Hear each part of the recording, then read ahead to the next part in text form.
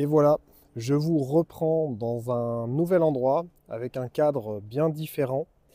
On est à Crozant, ça se trouve dans le département de la Creuse, car avec le temps qu'il faisait, je me disais, bon, il y a peut-être sans doute des endroits beaucoup plus sympathiques à faire en Giroroux.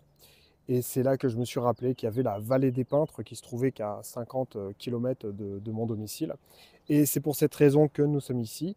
Et puis vous allez m'accompagner tout au long de cette balade qui fait environ 25 km. Et vous allez découvrir en même temps que moi ce cadre et puis cet endroit qui vaut vraiment le détour. Allez, c'est parti.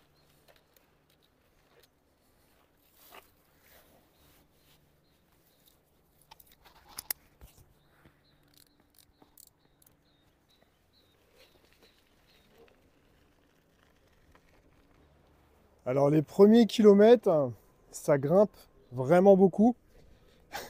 On va perdre pas mal de pourcentage dès le départ. Mais bon, c'est normal, on est en train de remonter et c'est pas désagréable. De toute façon, j'ai de la marge. Avec la S18, je peux faire largement 45 km avec des bons dénivelés. Donc on est sur 25 km de balade.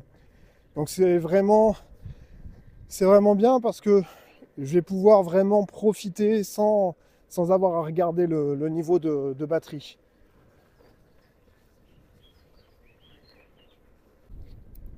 Alors là, vraiment, c'est génial. C'est super beau. Si on fait le tour comme ça, vous voyez, pas un chat. Et puis cette route qui traverse, c'est super.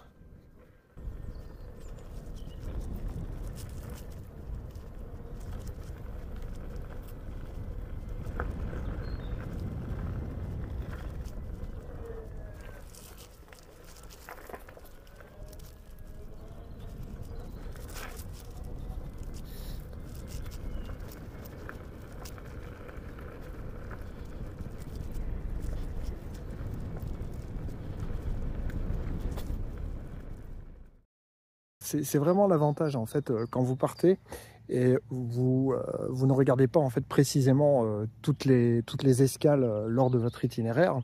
Et c'est ce que j'ai fait, j'ai téléchargé la carte, je savais que je partais de Crozant. Et là j'ai la bonne surprise de voir en fait que je suis à proximité du lac d'Aiguzon. Ce qui va permettre un petit peu de m'écarter de l'itinéraire de départ pour aller faire un petit tour et voir ce que ça donne. Allez, on y va.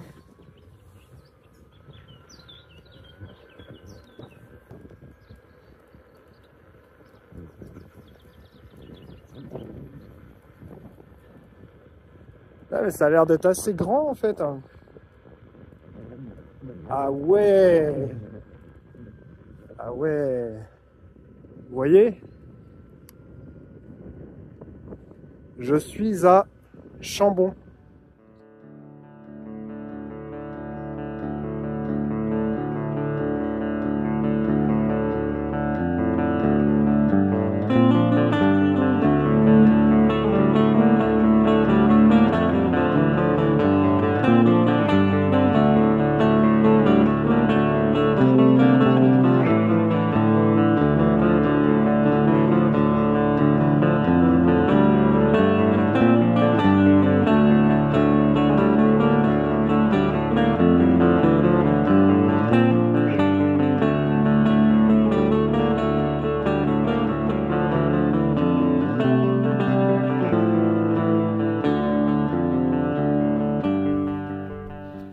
Ah, ça donne vraiment envie de se baigner.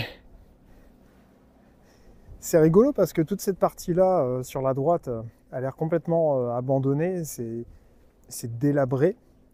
Il y a même quelques petits détritus.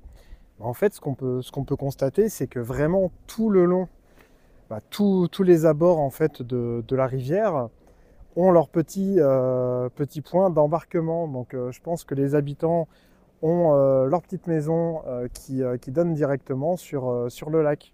Bon, on a fait 6 km. Alors si je m'attarde à chaque fois, à chaque point d'intérêt, je pense qu'on va mettre longtemps parce qu'on a quand même 25 km à faire. Donc je vais essayer de m'activer un petit peu, de rouler.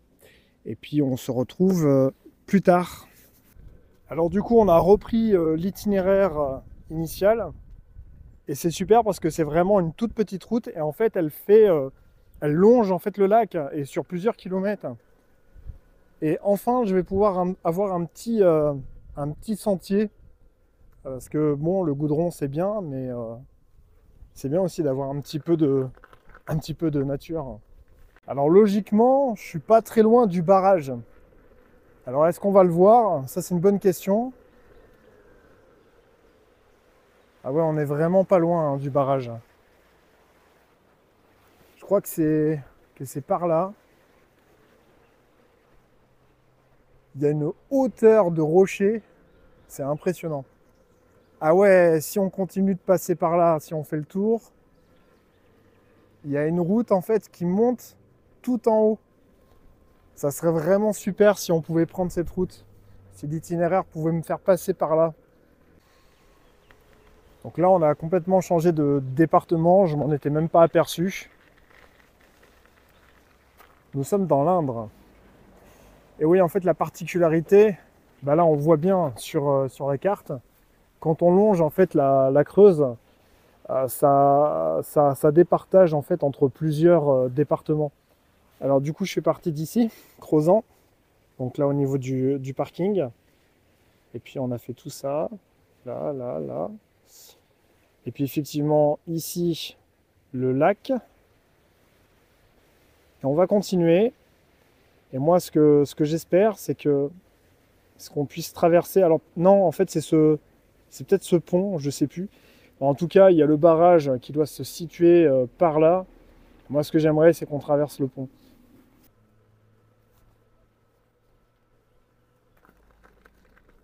Ok. Alors, on voit vraiment pas sur la vidéo, mais on a bien une vingtaine de mètres. Et je vais vous faire voir, mais en fait, on l'aperçoit, le barrage. Alors, je crois que on peut même s'y rendre. Mais il ne faut pas non plus que je fasse trop de détours au risque d'être surpris par la batterie restante. Mais le barrage est immense. J'ai toujours été impressionné par ce genre de construction. C'est vertigineux. Alors je vais essayer de zoomer. Désolé pour la qualité. Ouais, on le voit vraiment pas très bien. Allez, je vais essayer de m'approcher quand même pour qu'on puisse avoir une vue vraiment en contrebas. Et qu'est-ce que je vois? Un petit parcours de BMX.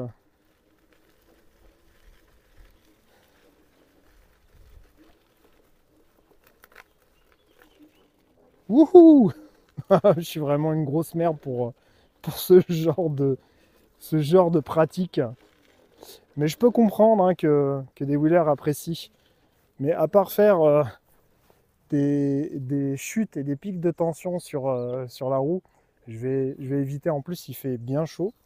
Mais voilà, bah, par exemple, une sortie wheeler sur cette boucle-là, mais vous vous rendez compte en fait tout ce qu'on peut faire. C'est génial. Alors sinon, j'ai profité de faire une pause pour voir combien il me restait de batterie. Donc j'ai 81 volts. Donc j'ai vraiment pas beaucoup consommé. Après, j'ai roulé vraiment très très pépère. Donc on va pouvoir aller voir ce fameux barrage. Il a été mis en service en 1926 et c'est un ouvrage donc hydroélectrique qui a donné naissance au lac de Chambon. Et la hauteur, c'est quand même 61 mètres. C'est pour ça que c'était impressionnant en contrebas. À son époque, c'était même le plus grand barrage d'Europe. Et en fait, il joue un rôle essentiel dans la production d'électricité en Creuse, mais aussi la régulation des eaux de la Creuse. C'est extrêmement haut. Alors vous voyez, en fait, une illustration. Je pouvais choisir de faire la boucle en passant par des sentiers. Et le truc, c'est qu'en fait, sur la carte, ça mettait attention, certaines parties ne sont pas praticables pour les vélos, au risque de devoir marcher à côté. Eh ben, effectivement, je pense que le gars, là, il se retrouve confronté à cette situation. Et je suis bien content de ne pas l'avoir pris, cet itinéraire, car j'aurais bien été, je pense, en galère.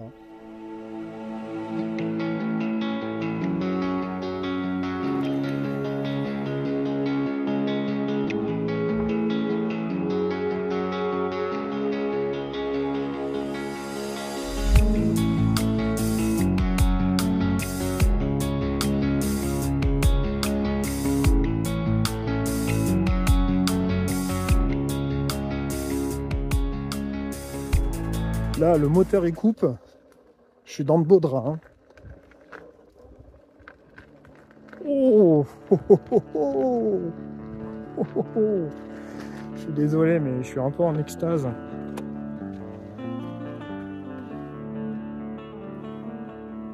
Waouh.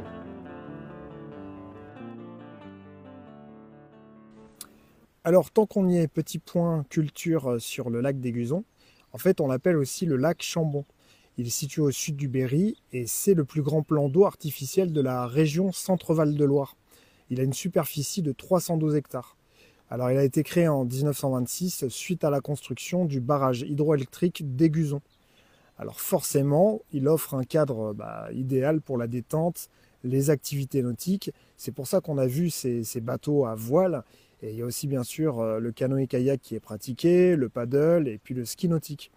Et on a énormément de plages qui sont aménagées, comme celle de Chambon, où on est passé juste à côté.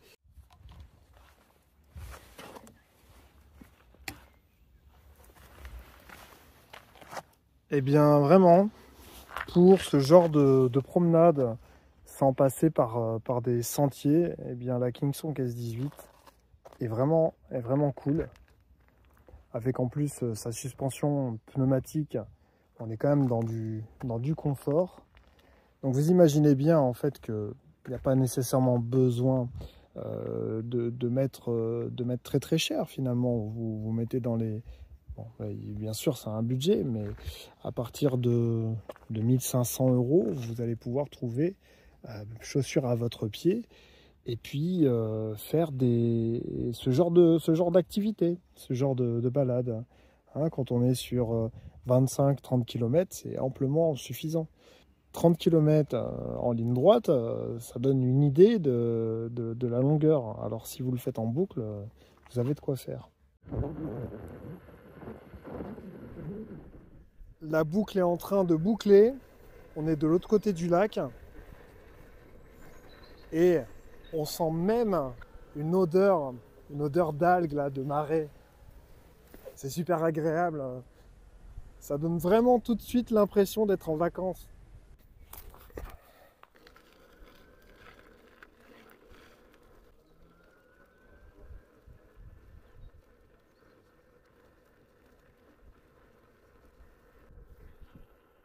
Et voilà, la boucle est bientôt terminée.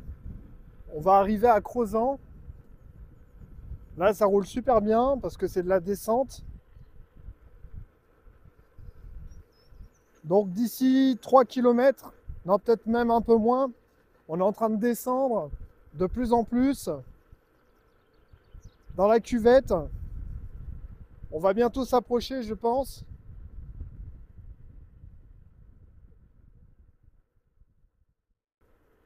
Et je vous reprends quand j'arrive à Crozant.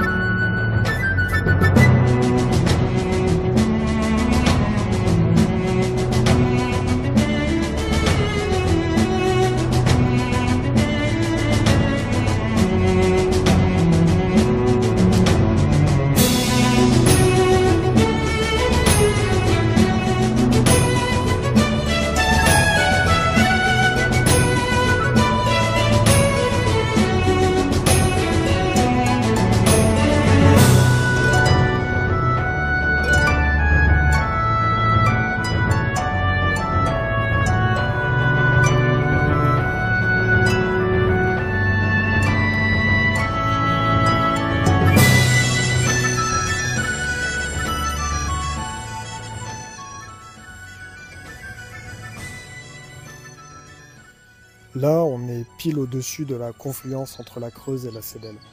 On voit bien les ruines du château de Crozant tout en haut.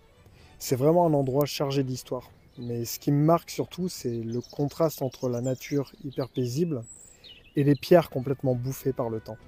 Il y a quelque chose qui reste, qui tient debout malgré tout, et c'est fou de se dire que Monet, Guillaumin, ils ont peint ça. Exactement ça là où je suis. C'est vraiment un lieu qui parle, même sans dire un mot. Cette vidéo touche à sa fin. C'était une balade vraiment rafraîchissante. Je pensais pas ressentir autant d'émotions, surtout quand on remonte un petit peu dans le passé. Toute cette pierre finalement qui est chargée d'histoire.